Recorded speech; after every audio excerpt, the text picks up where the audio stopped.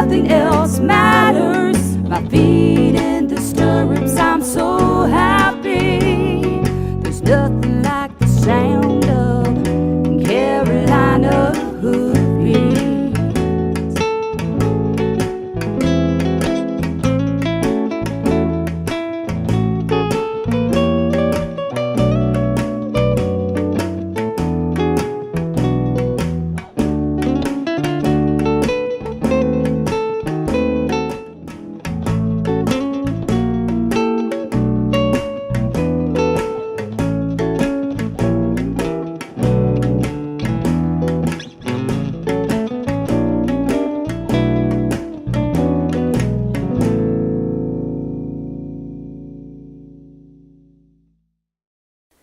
Hi, I'm Rose Cushing, host of Carolina Hoofbeats TV. From all of us at Cushing Media and my buddy Dunnett here, we'd like to thank you for watching for the past 3 years. We're very proud to be North Carolina's very first and only weekly TV show devoted entirely to the equine industry. Join us each week as we explore horse-human relationships. Dunnett and I never miss an episode, and I hope you don't either. My name is Scott Brookins, and I am the owner of Brookins Construction and MD Barn Master of the Carolinas. At MD Barn Master, we have the best warranty in the business. We have a variety of designs to choose from. Our barns are easily customizable to meet your needs. We have financing available to those who qualify. Our barns are fire resistant and they hold their value with little maintenance. Let us build your dream barn for you today.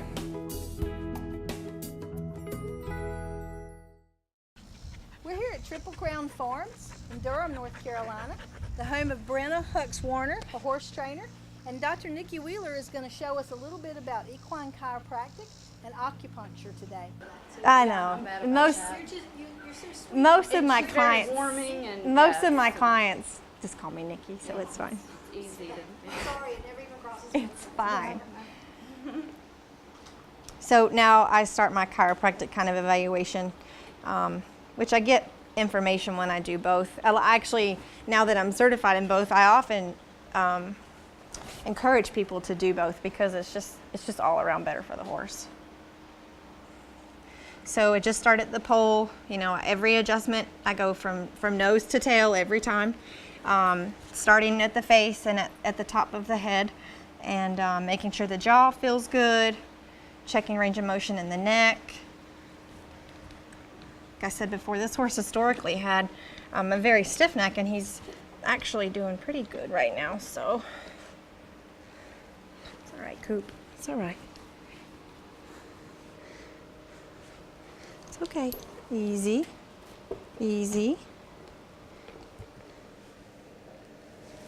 Good boy. Good boy. Yeah. Good boy. So, responses that I look for: licking and chewing, dropping of the head, just pretty much an endorphin release to know that what I've done helps them feel better. It's okay. Whoa. Whoa. One of the misconceptions that I'd like to touch on with people who say, my horse is so flexible, he can touch his hip, he can do so well.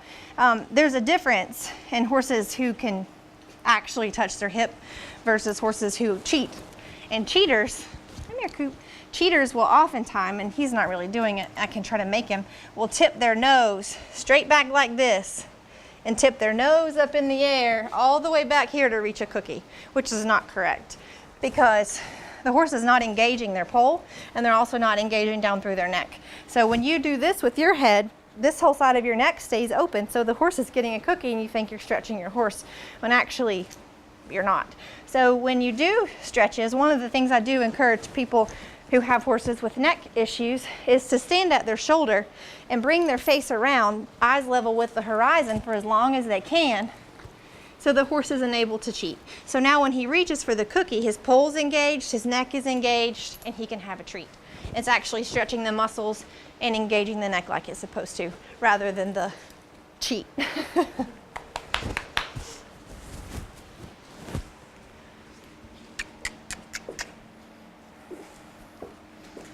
It's okay, Coop.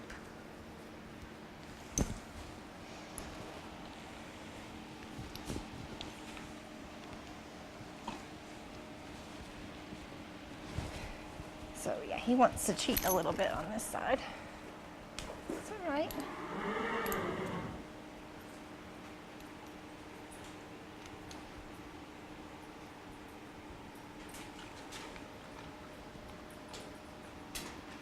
Good boy, Coop.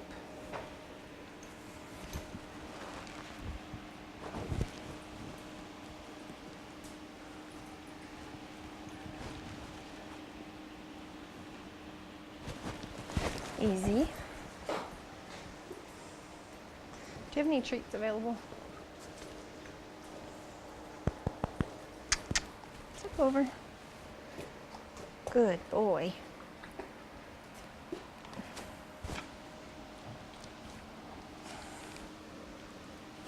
It's okay. Whoa. Whoa. Whoa. Whoa. Good boy. Good boy. Okay. All right, so let's see if you cheat this way.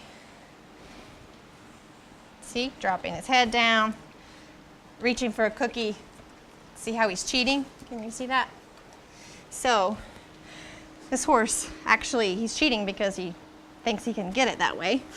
But once I stand at his shoulder and help him around, he will engage his pole and through his neck adequately. Come on.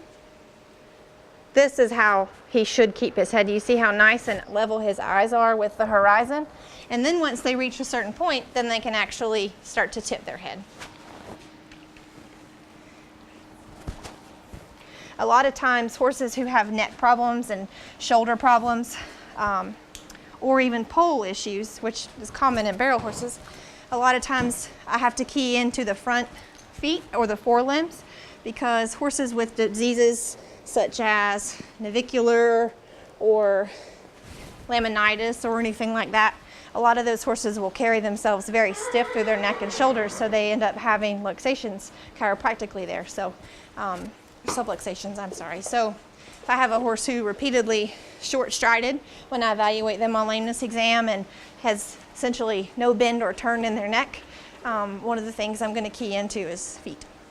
Hello, I'm David King with 5K Arena. This is my wife, Ivy King. We put on sorting, pennings, and cuttings. I'm going to let my wife talk to you about the type of feed we use from Mule City Feed. We called Paul up with Mule City Specialty Feeds about 5 years ago. He was absolutely wonderful to work with. We had a need to fill because our commercial feed had just gotten higher and higher and our feed bill was through the roof. He helped us mix a feed that was exactly what we were looking for. Our horses have stayed fat and shiny, had plenty of energy without losing their minds, and we couldn't be happier.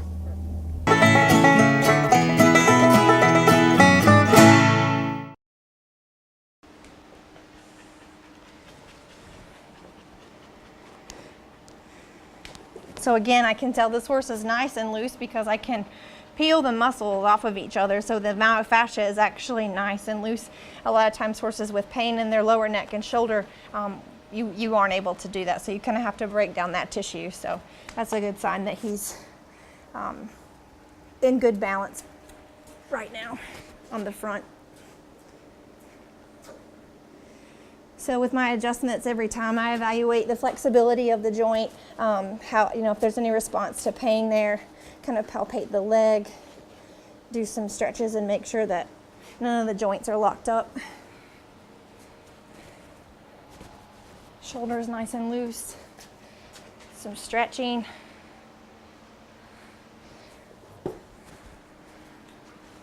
Lick and chew. He loves these front leg stretches. So this stretch actually is a really good one that a lot of clients also don't realize that you can do. It actually stretches a lot of these muscles on the front part of the shoulder.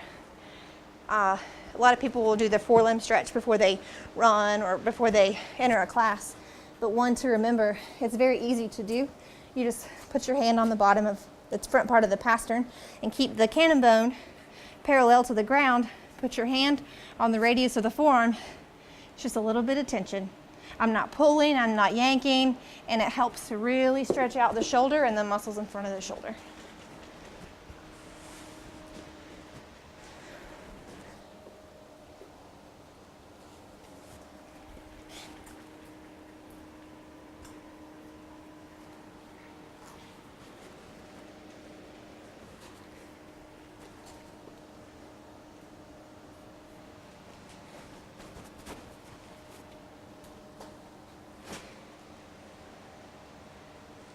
Good boy. So they're much like exercises you would do to warm up before you run. Yes. You exercise yourself. Yep, absolutely. A lot of my clients do stretch their horses because they do see the benefit, and a lot of horses do enjoy it.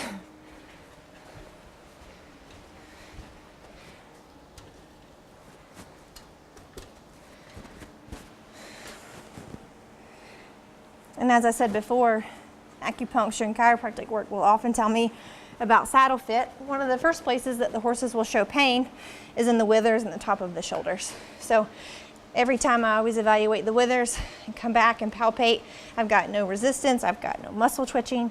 He seems really comfortable here. Of course, that's not the only part that I consider. I also consider the lumbars, which is here, the back, right before the SI joint. Now I have sharp nails, so pressure there, he seems okay. So check along his back for any subluxations in the actual spine.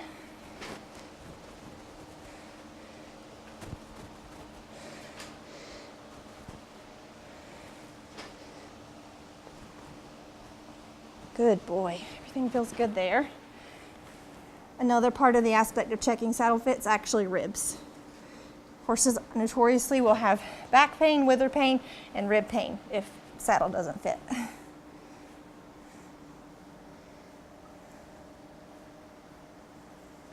A sign that your horse's ribs could be out. They don't always show lameness or pain, but you might ask your horse to move off of your leg.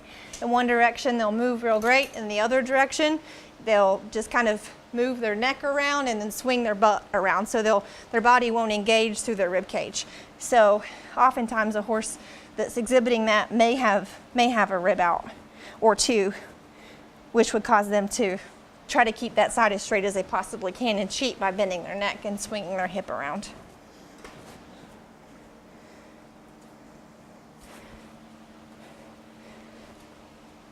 Good boy, that feels good. Can you square them up for me, Brenna, please?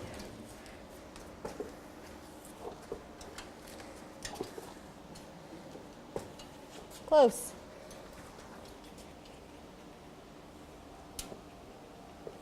There you go. Good boy.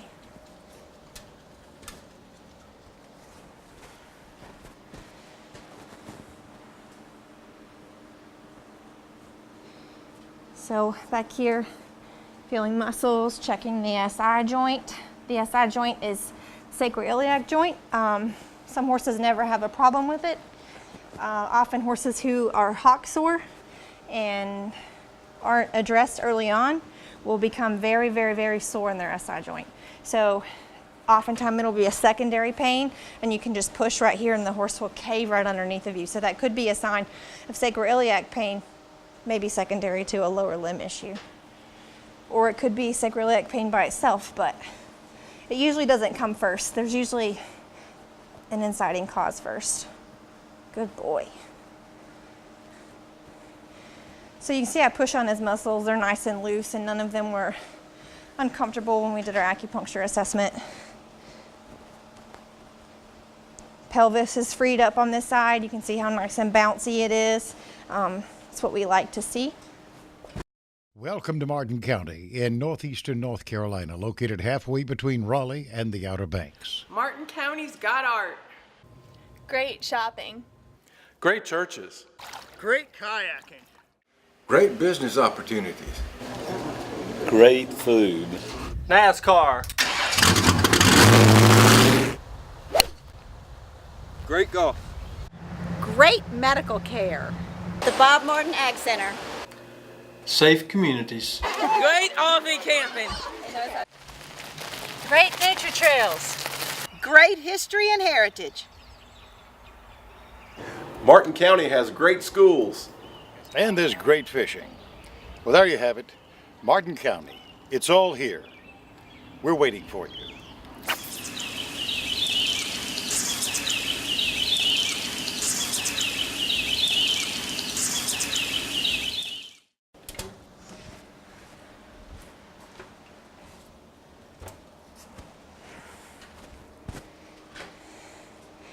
He does have a right PI ilium where the pelvis can rotate in one of two directions, or both directions if it wants to, down and forward or up and backward.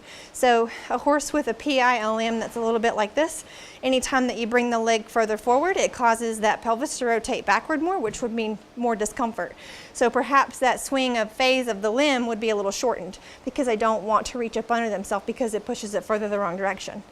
A horse with an AS ilium, the pelvis is dropped down and forward.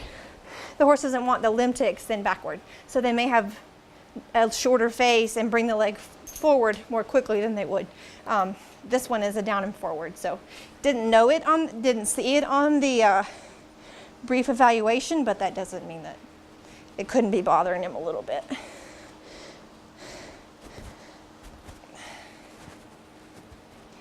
Good boy. There's waiting for my lick and chew. Good boy.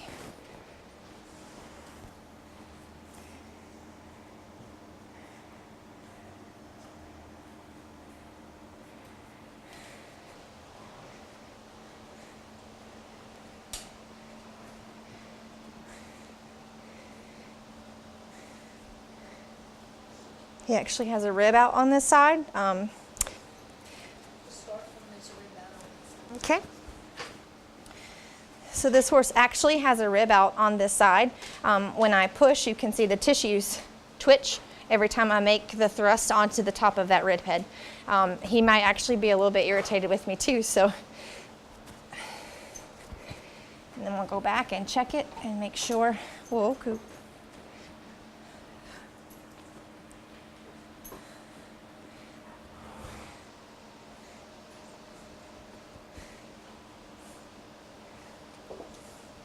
Okay, so it's nice and freed up, no more muscle twitching. Oh, it's a little bit there. Make sure we got it this time.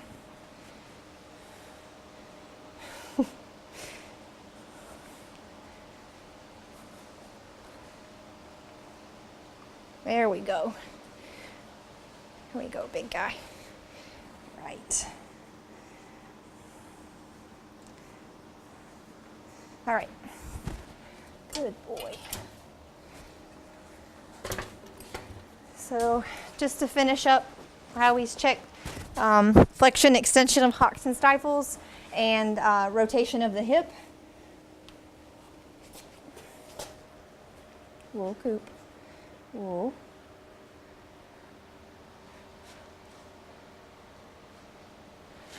Easy, easy.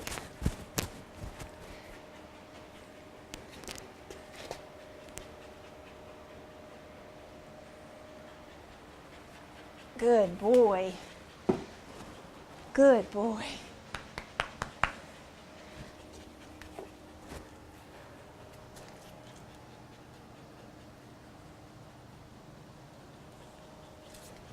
Good boy.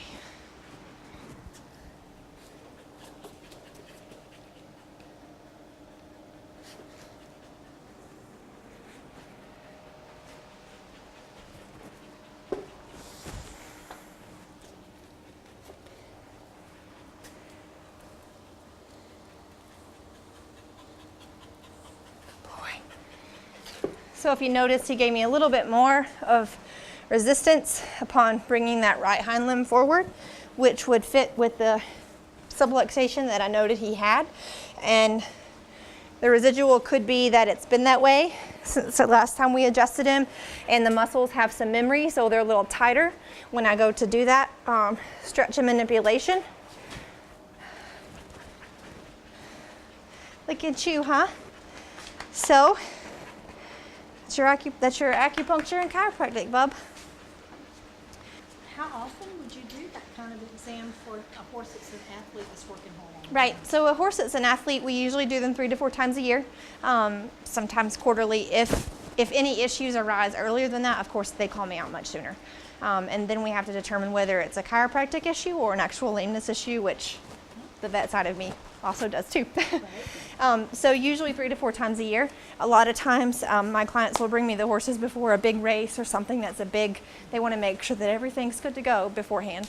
But most of these horses typically 3 to 4 times a year. And then if I have a horse that's not an athlete, that I'm just riding trail once in a while, is it like an annual exam? Right, usually. Sometimes, for me, in my experience, a lot of trail horses get back sore because they don't get ridden exercise program wise, and then you put a saddle on their back and then you ride them for 6 hours, they get very back sore. So most of my patients I actually adjust after those trail rides because people will call me and say, well, they're really sore, and of course they haven't worn a saddle in a while. But most of those horses are either once a year or after a big ride, usually just back soreness with those guys. Okay. Well, that sounds really good. He looks like he's very happy, relaxed, and feeling good, aren't you, baby? He's a good boy. He's one of my favorites. Yeah, I can see why. Thank you so much. No problem. Thank you. This is Paul Dunn from Mule City Feeds. We've been delivering horse feed to Eastern North Carolina since 1981. And not only have we been delivering it, we've been leading the industry so far as compliance with state North Carolina and giving the best quality product possible. We test everything that comes in from the local farmers. We do quality assurance and we deliver the product. Give us a chance. Your neighbors giving us a chance. We'd like to have your business here at Mule City Feeds. Also, when you deal with the big feed companies, you might have to wait 4 or 5 days just to get the feed. Give us a call and you'll be shocked we'll deliver in an hour. Let's talk about the state fair just for a minute. In the past, historically, the state fair has been mostly horse shows that we know would showcase the best of each breed and stuff in our state. But over the past couple of years, the Horse Council's become much more involved, and it's become so much more than that. So tell our viewers a little bit about what to expect this year. Well, you know, we always hope for the best, and we hope that, you know, more people will come to the Hunt Horse Complex. It is a jewel of a facility that I think many people, again, are unaware of. We also hosted throughout the years one of the largest all-breed horse shows in the country. That is not something that we continue to do. It is something I'd like to see us come back to at some point, along with the other activities that the Horse Council has been able to add. So I think it's an awareness kind of an event. We still have major horse shows that are occurring during the state fair. Right. But in addition, we're doing an Alley of Breeds where we're showcasing not only our state horse, which is also, I think, of interest to people, the Colonial Mustangs, but we're showcasing all of the many different breeds and what those breeds are known for. Again, to encourage people to say it doesn't have to be just this type of horse or just this type of activity. It could be a combination, or it could be, you know, something totally you haven't thought about before. So that, along with the 5-minute lessons, I think is beginning to show people that, hey, come to the hunt. Right. Come over and see what's happening. We're trying to encourage more and different, more unique type of events. One of the events that we'd like to see come back, we haven't had an opportunity to do that yet, is polo. Yes. We have some wonderful polo teams in our state, and would be, I think, North Carolinians would be interested in watching that. So we're going to try to work hard to see if we can't get something like that over on the main fairgrounds as well. Yeah. And then have to say to people, get off that sky lift, that new sky lift that they're talking about, walk across the street and enjoy the best part of the fair, where you can get, in my opinion, the best thrill ride of the fair at the 5-minute lessons. You can go across the street and get 30 seconds of a thrill, or you can come for $10, or you can come to the hunt and get a 5-minute thrill for free. Absolutely. For free. So I think, you know, that the state fair is beginning to showcase the equine industry, and we hope that more people will come and enjoy all of the events, not just the Alley of Breeds and 5-minute lessons, but all of the events at the Hunt Horse Complex. Now, the rides, the horse, the 5-minute lessons, tell us when they will be available. Okay, they're going to be available all 11 days of the fair. They start on the first day as a short opening. We open at 3, and they'll be from 3 to 6. Right. And then every other day of the fair, they'll be from 9 to 6. Okay. So come on over. And while you're there, we're also going to do a hunt for the red horseshoe. Right. We did it last year. It was very successful. Each day, we'll award a large stuffed horse to whoever finds the red horseshoe, which will be hidden somewhere at the Hunt Horse Complex. So come on over and spend the day if we haven't found the red horseshoe, and win that large stuffed horse. And interesting, last year we had several youth groups come and search, and they searched a long time, and someone finally found it, and they came back the next day and the next day to hunt for that red horseshoe. So it is something that was a lot of fun, Right. and we hope that more and more people will come out and enjoy. And are you doing tours this year? We are doing backstage tours. If you have a special youth group or a church group or 4-H or pony club, whatever that might be, you can schedule a private backstage tour. Well, a guided staff member from the Horse Council will take you through. You'll get a magazine bag, and it has a coloring book and a bracelet and all sorts of interesting facts about the horse and agriculture that you'll be given. And then you'll be given a private tour and a description of what each breed does, not only in North Carolina but across the country, how that breed and what that breed is known for. And then the breed associations will either have their material or their representatives there to get more information to people on how to get involved. Right. And in the Alley of Breeds, there'll be actual horses that Oh, people yes. can see the different kinds and what they look Oh, like. I think that's what's important about it. It's not just a picture, although we have that. But they'll actually be able to see the horses and compare the differences in those horses of, oh, what about this? And there's so many horse shows that you can see there too. I mean, there's everything from the minis showing to the mules, the donkeys, the drafts, the elegant saddlebreds. Breds. There's just a lot of stuff there to see and do this year. So if you go to the state fair, be sure and come over to the Hunt Horse Complex, because if you don't, you'll miss a lot. I think so. If you're interested in a career working with horses, then Martin Community College is the place for you. MCC's Equine Technology program is the only one offered among North Carolina's 58 community colleges. The program is management oriented with classes in breeding, nutrition, training, riding, equine health, and more. Graduates can leave MCC prepared to work in recreational and racing barns, breed to discipline oriented farms, or assistant farm management. For more information, contact Martin Community College today.